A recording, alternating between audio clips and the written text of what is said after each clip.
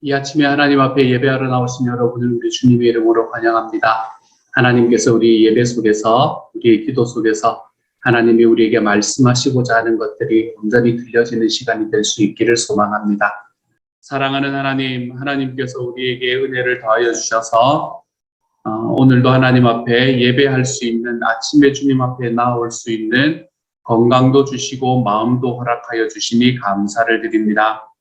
우리가 주님과 함께 걸어가는 삶에 하나님 우리의 마음에 늘 우리 주의 사랑으로 채워주시고, 우리가 주님과 함께 걸어가는 삶의 기쁨이 하나님 우리의 날마다의 삶에서 놀랍게 채워질 수 있도록 도와주십시오.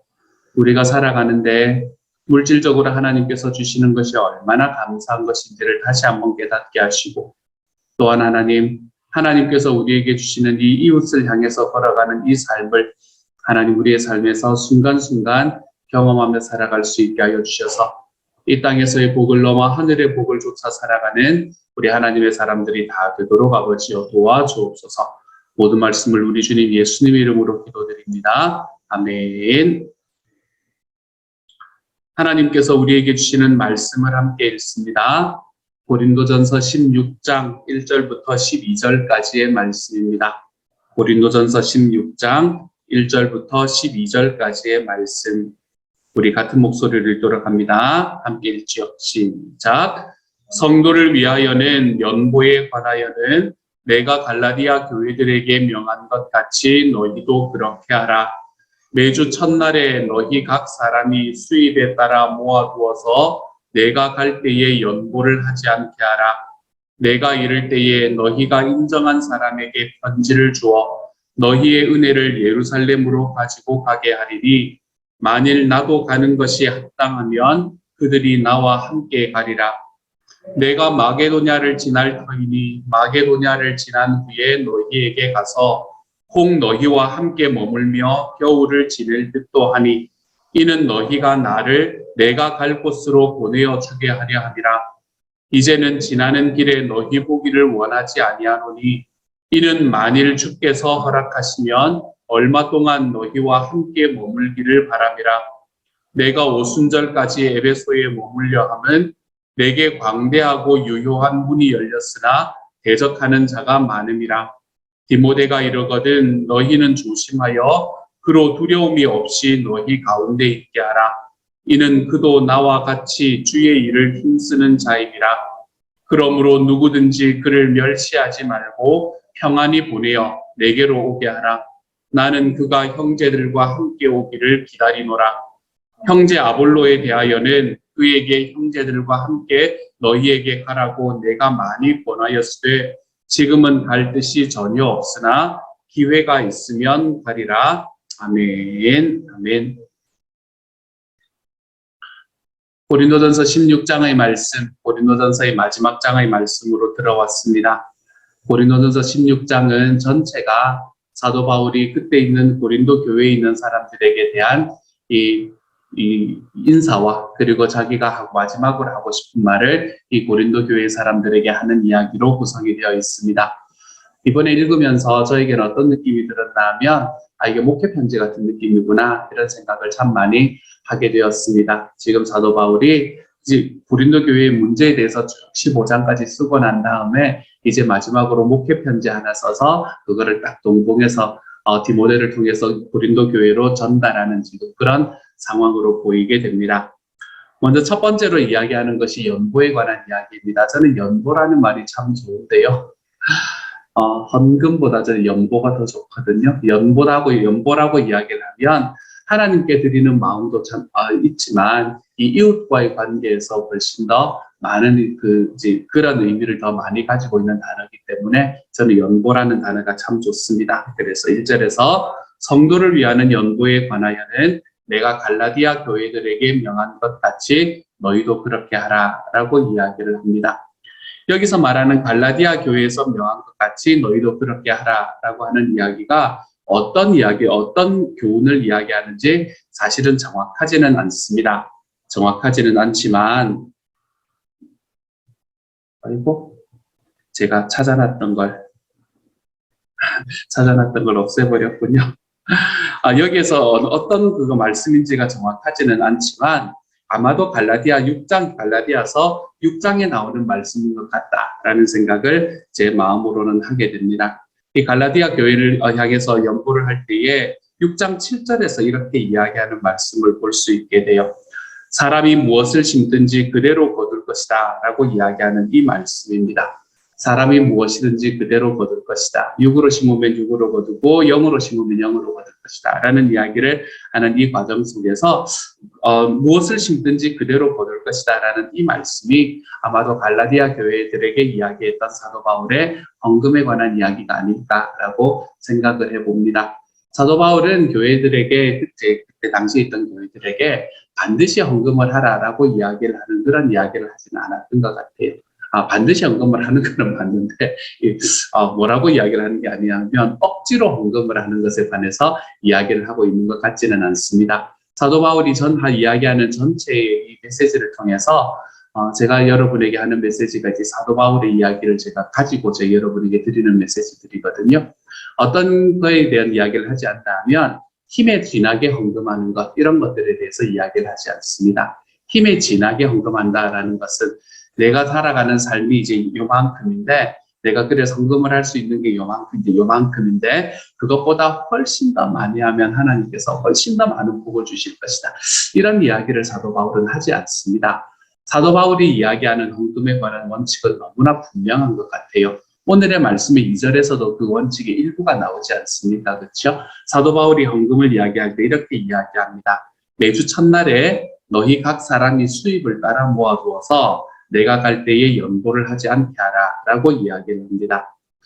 매주 첫날에 하라라는 게 사도 바울이 이야기하는 헌금의 가장 핵심적인 방법 중에 하나입니다.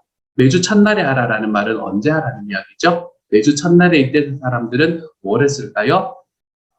예배를 했습니다. 예배를. 우리도 매주 첫날에 예배를 하잖아요. 그렇죠?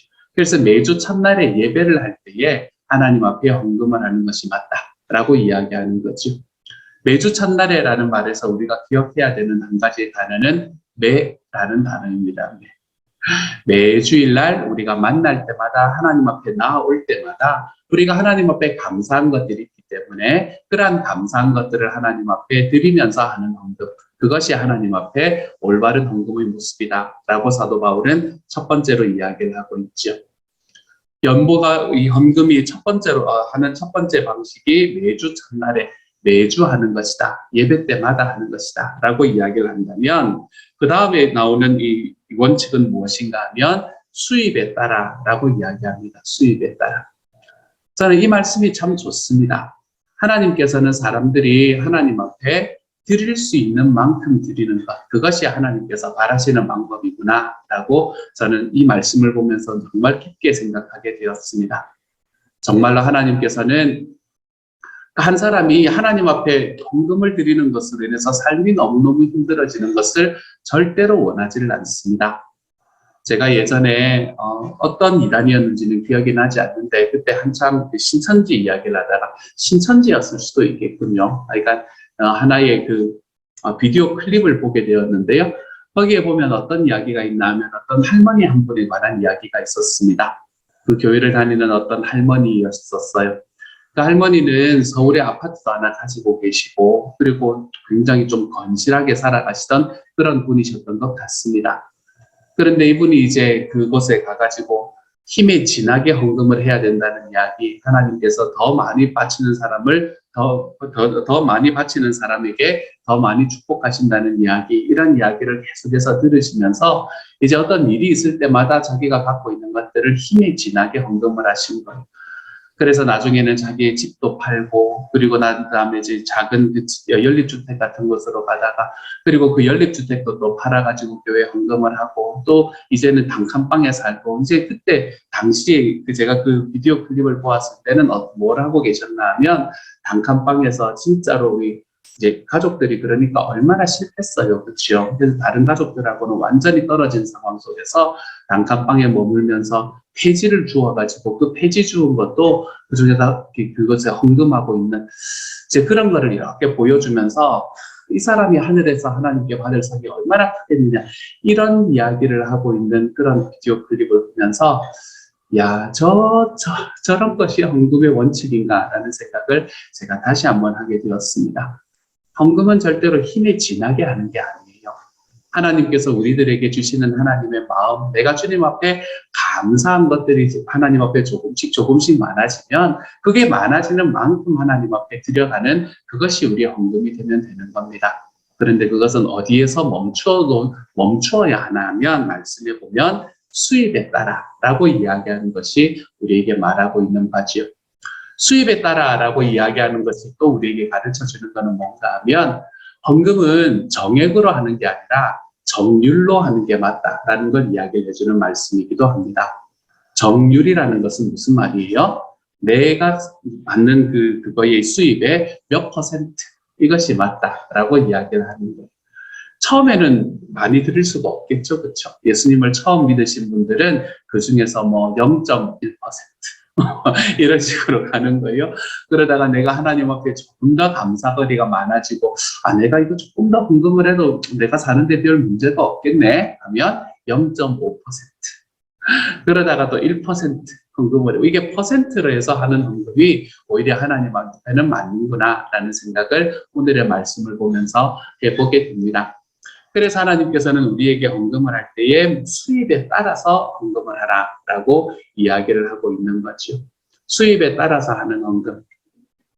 그러다가 우리의 헌금이 어디까지 가면 되나, 이제 수입에 따라서 헌금하라. 그리고 또 감사한 것이 많으면 조금씩 더하라 하는 이야기가 아까 그 할머니랑 다른 게 뭡니까? 이렇게 이야기를 하시는 분이 계실까봐. 그리고는 그렇게 헌금을 하다가 우리의 헌금 생활에 저는 마지막 꽃과 같은 종착역, 그것이 어디라고 생각을 하냐면 11조를 하게 되면 우리는 헌금에 대해서 꽃과 같은 종착역에 도달한 것이다 라고 생각을 합니다. 처음부터 11조 하는 거는 쉽지가 않잖아요. 그렇죠? 그렇기 때문에 우리가 그렇게 1%, 근데 1%를 하나님 앞에 헌금을 하다 보니 너무 감사한 일들이 더 많아요. 그리고 좀 더 이웃을 위해서, 하나님을 위해서 조금 더 나누는 게 괜찮겠네 라는 생각이 들어요. 그러면 2%. 이러다가 어디까지 가면은 나는 이제 충분히 헌금을 하고 있다라고 생각을 하시면 되냐면 11조를 드리는 곳까지 딱 도달을 하면요. 나는 헌금을 충분히 드리고 있구나라고 생각을 하시면 됩니다. 저는 거기까지 가는 게 우리 헌금의 꽃과 같은 곳이라고 생각을 해요. 그래서 우리의 수입에 따라서 하나님 앞에 헌금을 하되 11조를 드리는 곳까지 가게 되면 우리는 하나님께서 우리에게 하라는 헌금 생활을 충분히 하고 계시는 그런 사람이 될 수 있게 되는 거죠. 그리고 난 다음에 하는 이야기가 마지막에 내가 갈 때에 연고를 하지 않게 하라라고 이야기를 합니다. 내가 갈 때에 연고를 하지 않게 하라라는 말은 무슨 말이죠? 미리 좀 준비해라라는 이야기를 말하는 거예요. 헌금의 세 번째 원칙은 미리 준비하는 겁니다. 헌금은 미리 준비를 해야 돼요. 여러분 주일날 오셔가지고 주머니 그 헌금도 하나님께서 기쁘게 받으실 거예요.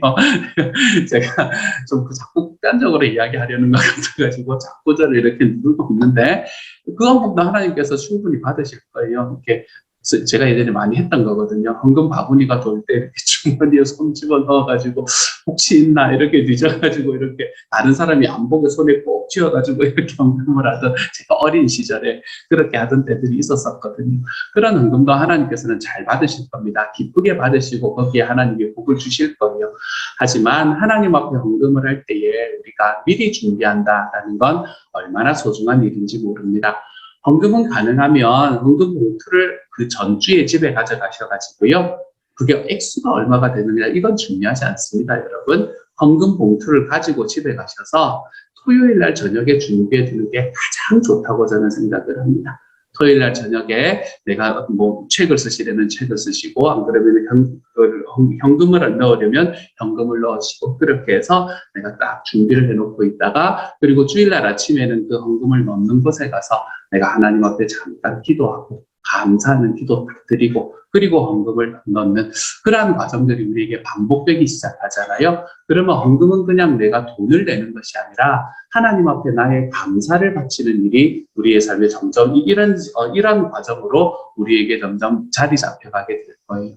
그러니까 헌금은 미리 준비하는 것. 이것이 사도 바울이 우리에게 이야기하는 헌금의 세 번째 원칙입니다. 이 세 가지의 원칙을 지켜나가면 됩니다. 헌금은 어떻게 하면 된다고요? 매주 하는 거고요. 수입에 따라서 하는 거고요. 그리고 미리 준비해서 하는 겁니다. 이 세 가지의 것들을 지켜나가기 시작하잖아요. 그러면 하나님께서는 저와 여러분이 드리는 헌금을 그 액수와는 하나님께 전혀 상관이 없거든요. 예수님이 이야기하신 말씀 여러분 말씀은 말씀대로 믿읍시다 여러분. 하나님 앞에 부자가 와가지고 자기의 돈주머니를 집어넣는 사람보다 과부가 넣었던 두 랩돈이 훨씬 더 부하다라고 이야기를 하면 훨씬 더 소중하다라고 이야기하는 그 예수님의 마음. 그 예수님의 마음이 하나님의 마음이거든요. 그렇기 때문에 하나님께서는 우리에게 너희 헌금을 얼마나 했냐 이걸 가지고 우리에게 이야기하는 것이 절대로 아닙니다. 하나님은 우리에게 너는 어떤 마음으로 헌금을 했니? 그것을 우리에게 자꾸 이야기를 하시는 분이 우리 주님이 되시는 거예요.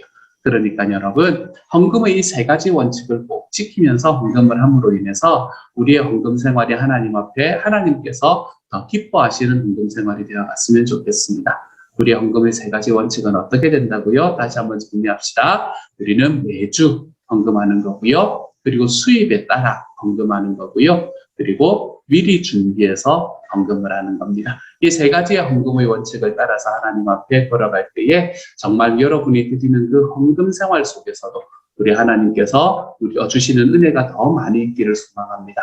또 우리가 헌금을 하면서 하나님 앞에 억울한 마음이 드는 것이 아니라 내가 헌금을 하면서 더욱더 기뻐질 수 있는 하나님의 사람.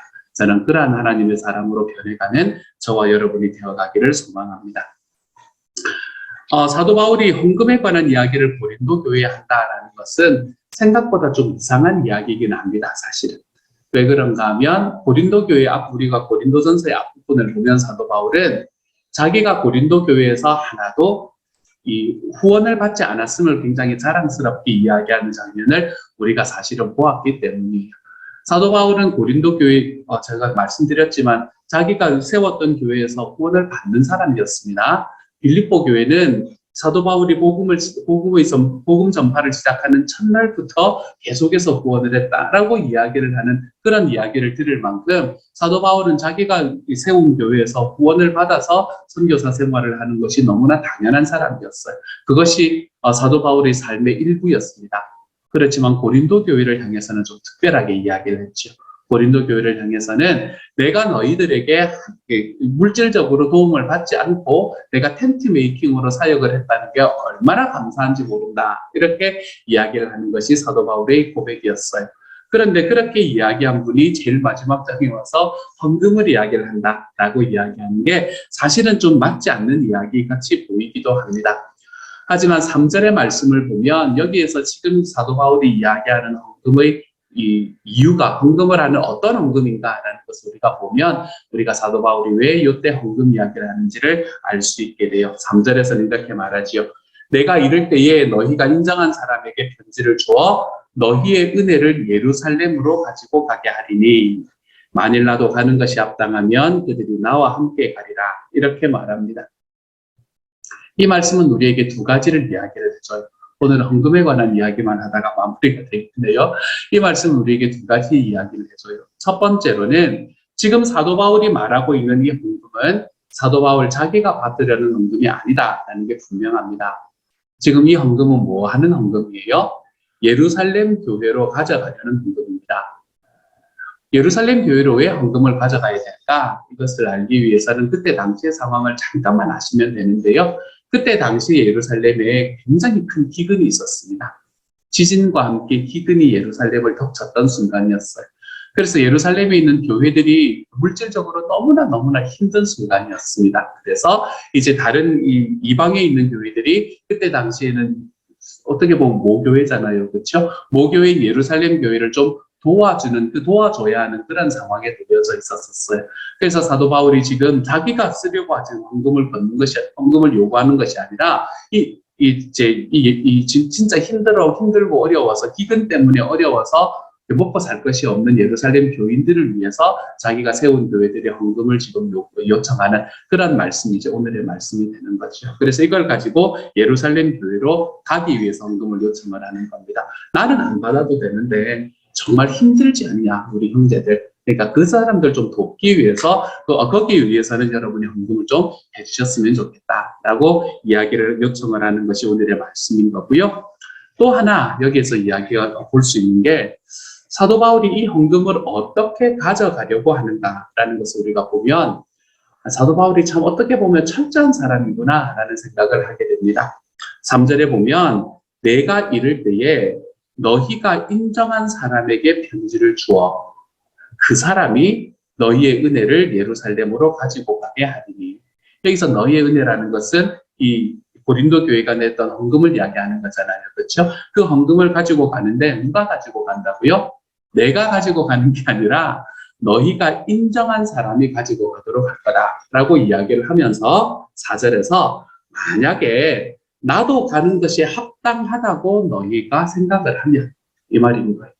내가 가는 것, 내가 같이 가는 게 합당하다고 너희가 생각을 하면 그들도 나와 함께 갈 거고, 만약에 그것이 합당하다고 너희가 생각하지 않으면 따로 보내도 괜찮아. 이렇게 이야기를 하는 거예요.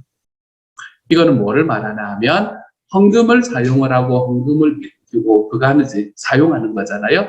헌금을 사용하는 데 있어서 어떻게 하든 투명성을 확보하려는 사도 바울의 노력, 그것을 오늘의 말씀에서는 너무 분명히 볼 수 있습니다. 우리가 참 많은 교회들은 사실은 헌금이 부족한 교회가 더 많기는 하지만 우리가 그렇지 않은 교회들 속에서도 헌금에 문제가 생기는 경우는 헌금이 얼마나 들어왔냐 그 헌금의 액수이기보다는 그 헌금이 어떻게 사용되었는가라는 것이 사실은 더 큰 문제가 될 때가 있습니다. 헌금이 어떻게 사용되었는가, 그것이 투명하게 사용되었는가, 그렇지 않은가라는 것으로 문제가 되는 경우가 많죠. 마음이 아픈 이야기입니다만은 현실이니까 그런 분들도 계신다라는 정도만 알아두시면 좋겠어요. 교회에서 목사님이 은퇴하실 때, 큰 교회에서 목사님들이 은퇴하실 때